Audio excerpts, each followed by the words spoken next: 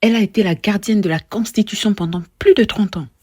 Aujourd'hui, c'est la colère du peuple qui s'abat sur elle. Qui est vraiment Marie-Madeleine Borontsou? Commençons par comprendre son impact. Marie-Madeleine Borontsou, née en 1955 à Francéville, au Gabon, brillante étudiante en droit, elle incarne d'abord une figure en tant que reine de beauté avant de devenir la compagne du président Omar Bongo dans les années 80. 2 enfants naîtront de cette union et elle gravira les échelons de la magistrature jusqu'à devenir en 1991 la première présidente de la Cour constitutionnelle du Gabon. Un poste stratégique à une époque de transition politique majeure. À la tête de la Cour constitutionnelle, Marie-Madeleine Borontsou devient une figure clé de la justice gabonaise, validant les résultats des élections de 1993 à 2016.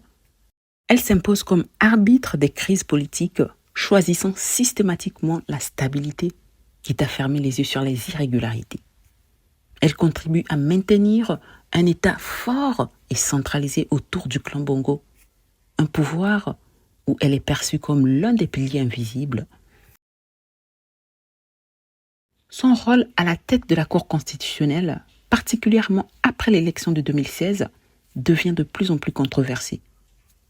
Beaucoup la considèrent comme un instrument du régime Bongo, validant une réélection suspecte d'Ali Bongo, malgré les accusations de fraude, ce qui déchaîne la colère du peuple gabonais. En France, une enquête pour bien mal acquis révèle des villas de luxe et des comptes bancaires douteux. Cette longévité exceptionnelle, plus de 30 ans à la tête de la Cour, devient un symbole de la confiscation du pouvoir par une seule personne. Le 30 août 2023, un coup d'État militaire met fin au règne d'Ali Bongo au pouvoir depuis 14 ans. En pleine transition politique, Borontsou tente de conserver sa place à la Cour constitutionnelle. Mais en septembre 2023, elle est déchue de ses fonctions après 30 ans de pouvoir. Pour beaucoup de Gabonais, elle incarne un système figé et autoritaire. En janvier 2024, Borontsou fait son retour à la Cour constitutionnelle avec le titre de présidente honoraire.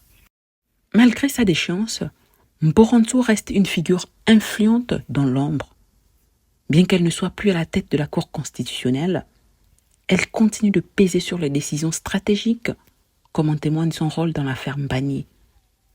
Sa capacité à intervenir dans des dossiers cruciaux prouve qu'elle n'a pas totalement disparu du paysage politique gabonais. Et son influence reste bien ancrée. Marie-Madeleine Borontsou, c'est l'histoire d'une femme puissante, intelligente et stratège, mais qui a fini par devenir le symbole d'un système que le peuple voulait démolir. Était-elle une gardienne de la paix ou celle de l'immobilisme? Sous l'abracadabra, un sage avait dit « On ne coupe pas la tête d'un serpent sans que son venin ne se répande. » Et toi, penses-tu qu'elle a protégé le Gabon ou qu'elle l'a trahi? Dis-le en commentaire, partage et abonne-toi à Objectif Réalité. À bientôt. La pluie, le vent soufflera, Satan se déchaînera, mais ma maison est en Jésus, je n'aurai jamais peur.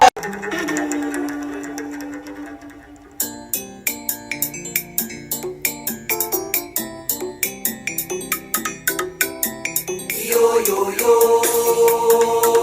vamwana nzeni aya.